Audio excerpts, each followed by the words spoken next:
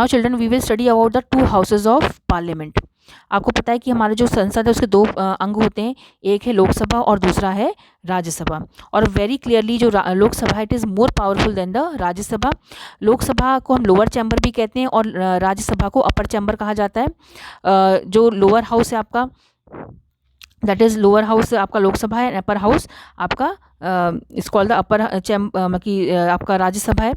But Lok Sabha is more powerful than Rajya Sabha. ये आपसे question पूछा जा सकता है कि how Lok Sabha exercises supreme power, ये यहाँ पे देखिए दिया हुआ है। तो इसी के बारे में हम लोग पढ़ेंगे कि how Lok Sabha is more powerful than Rajya Sabha.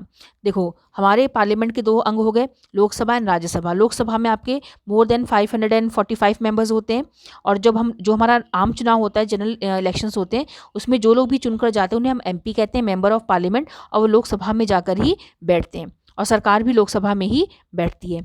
जबकि राज्यसभा जो है उसमें 250 मेंबर्स होते हैं एंड वो डिफरेंट तरीके से इलेक्ट किए जाते हैं, बट वो इतने पावरफुल नहीं होते हैं एज़ कम्पेयर टू लोकसभा। अब कैसे पावरफुल होते हैं हम देखते हैं। देखिए इसमें क्या दिया हुआ है। First point, any ordinary law needs to be passed by both the houses, but if there is a difference between the two houses the final decision is taken in a joint session in which members of both the houses sit together. Because of the larger number of members the view of the Lok Sabha is likely to prevail in such a meeting. इसमें ये कहा जा रहा है कि मान लो देखो जो बिल पास किए जाते हैं या जो कानून पास किए जाते हैं, तो जो ऑर्डिनरी बिल्स होते हैं, ऑर्डिनरी लॉ, ठीक है, एक होता है ऑर्डिनरी लॉ, एक होता है मनी बिल। तो मनी रिलेटेड जो मैटर्स होते हैं वो थोड़े और मतलब कॉम्प्लेक्स होते हैं, लेकिन हम यहाँ पे ऑर्डिनरी बिल की बात कर रहे हैं। अगर मान लो कोई आम बिल है, उसको हमें अगर पास करवाना है तो हम उसे लोकसभा राज्यसभा दोनों में इंट्रोड्यूस कर सकते हैं, और दोनों हाउसेस को उसको पास करना ज़रूरी है। लेकिन अगर मान लो एक टाइम ऐसा आया कि लोकसभा और राज्यसभा में से राज्यसभा ने कहा कि हम इसे पास नहीं करेंगे, ठीक है, और लोकसभा ने पास कर दिया, तो उस केस में किसकी बात मानी जाएगी? लोकसभा की।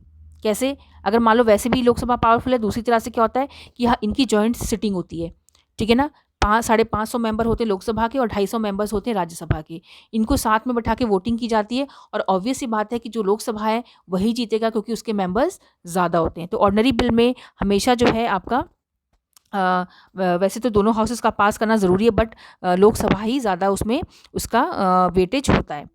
नेक्स्ट है आपका मनी मैटर्स, ठीक है, एक तो ऑर्डिनरी बिल का हो गया, देन आ गया money matters. Again money matters में भी लोकसभा ही ज़्यादा पावरफुल है, क्योंकि पहली बात तो मनी मैटर्स है, अगर हमारा कोई बजट है वो नेशनल इंपॉर्टेंस का होता है, और उसे हम सिर्फ और सिर्फ लोकसभा में ही इंट्रोड्यूस करते हैं।